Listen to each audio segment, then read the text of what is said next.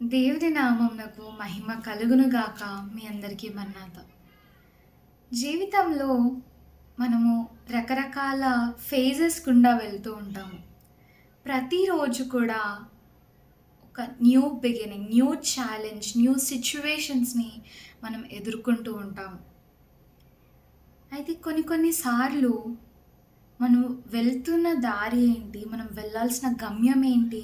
అర్థం కాని పరిస్థితులలో చాలా సార్లు మనం ఉంటాము. లోపల ఎంతో యాంగ్షియస్‌గా మనము ఉంటూ ఉంటాము. అయితే ఇలా ఫీల్ అవుతున్న వారి కొరకు దేవుడు ఈరోజు మాట్లాడుతూ ఉన్నాడు. కీర్తనల గ్రంథంలో దావీదు భక్తుడు అంటాడు కదా, నా కాలు జారినని నేను అనుకొనగా యెహోవా నీ కృప నన్ను బలపరచుచున్నది.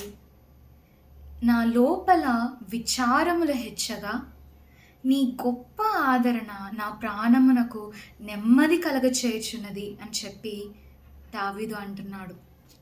తన దేవుని గూర్చి దావీదు పాడుతున్నాడు. తన ప్రాణమును తెప్పరిల్ల చేయువాడు, తనని ఆదరించువాడు, తనని కృపచేత బలపరచువాడు, తన మార్గమును స్థిరపరచువాడైన దేవుని గురించి దావీదు మహారాజు చెప్తూ ఉన్నాడు. ఈ రోజున ఇలాంటి పరిస్థితుల గుండా నువ్వు వెళ్తున్నావేమో. Maybe you are anxious. దేవుడు అంటున్నాడు, నీ నీ అడుగులను ఆయన తన కృపతో బలపరుస్తానంటున్నాడు. నీ కాలు జారకుండా ఆయన నిన్ను పట్టుకుంటానని వాక్యంలో తెలియజేస్తూ ఉన్నాడు. నీకు కంఫర్టర్గా దేవుడు ఉండి నీ ప్రాణమునకు నెమ్మదినిస్తానని వాక్యంలో చెప్తూ ఉన్నాడు. ఒకసారి యెషయా గ్రంథాన్ని మనం చూసినట్లయితే యెషయా అంటాడు కదా, యెహోవా నీవే మా తండ్రివి, అనాది కాలము నుంచి మా విమోచకుడవు నీవే కదా అని చెప్పి దేవుని గురించి చెప్తూ ఉన్నాడు. He is our soul saviour. దేవుడు తప్ప అనాది కాలం నుంచి ఇప్పటి వరకు కూడా ఎవరినూ విమోచించడానికి లేరు అని, ఆయన తప్పితే రక్షించువారు ఎవరునూ లేరని తన భక్తులు పాడుతూ ఉన్నారు.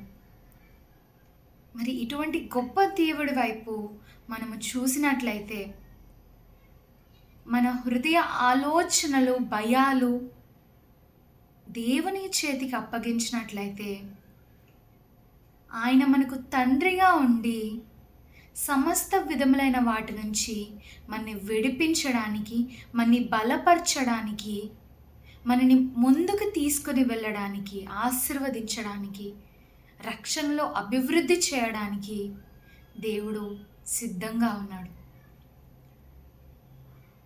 And all it takes is for us to lean on him. మనము ఆయన మీద ఆధారపడితే చాలు, ఆయనని ఆశ్రయిస్తే చాలు. దేవుడే మన పక్షముగా నిలబడి యుద్ధాలు చేయడానికి సిద్ధంగా ఉన్నాడు.